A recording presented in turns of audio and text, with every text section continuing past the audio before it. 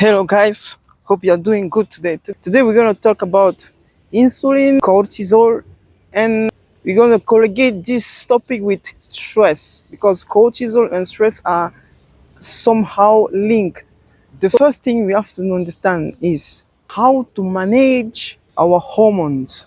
If you are thinking about diet, you have to change your mind because it's not just diet, it's a lifestyle. If you know that you can afford a way of eating for a long time, this is good. That is lifestyle. I understand that we can follow straight way to eat all our life, but we need a settle point. And this is really important. Look at this video till the end because there is important information about this topic. First of all, insulin. We have three macronutrients. We have carbohydrate, we have protein, and we have fat. All those macronutrients can turn to in glucose. We talk about carbohydrate. What you eat turns directly in glucose. And what the insulin does is to do like a storage of this energy in terms of fat in our adipose tissue. As long as we maintain a high blood sugar, our insulin is high, we can get use of what we store of this fat. This is when you are eating carbs, meaning that carbs increase the level of our insulin and our blood sugar so high.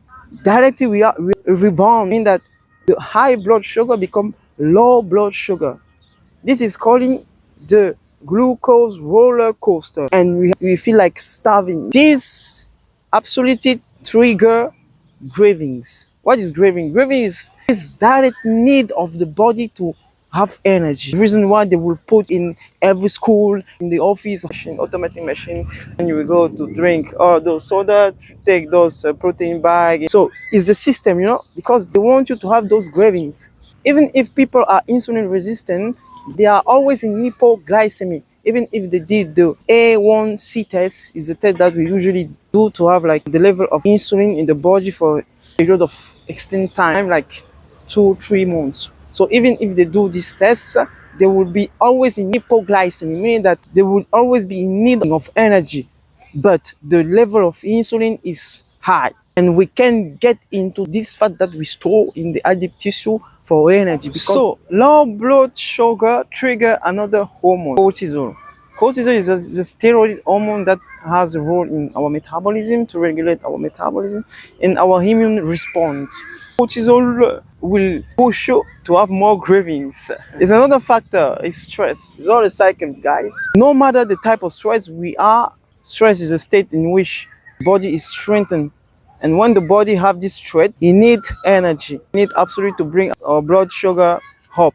The second macronutrient is protein. The major role of protein is to become tissue, hormone, enzyme. But not all protein that we eat is turning into tissue. Some part into glucose, which has a really impact on the insulin level. So a complete protein that we can have eggs, because its composition matches the composition of the tissue that we have in our body very closely. But if you have whey protein, plant protein, powder protein, addictive protein, the big part of those protein will be turning into glucose and will stimulate the level of our insulin. The last macronutrient I want to talk about is fat. Fat is three molecule triglyceride made of 2 fat acid and 1 molecule of glycerol. Just 5% of fat that you are eating is turning into glucose, meaning that the level of your insulin is less activated. So you can notice how the insulin level can be less stimulated. So be wise on what macronutrient to have more focus.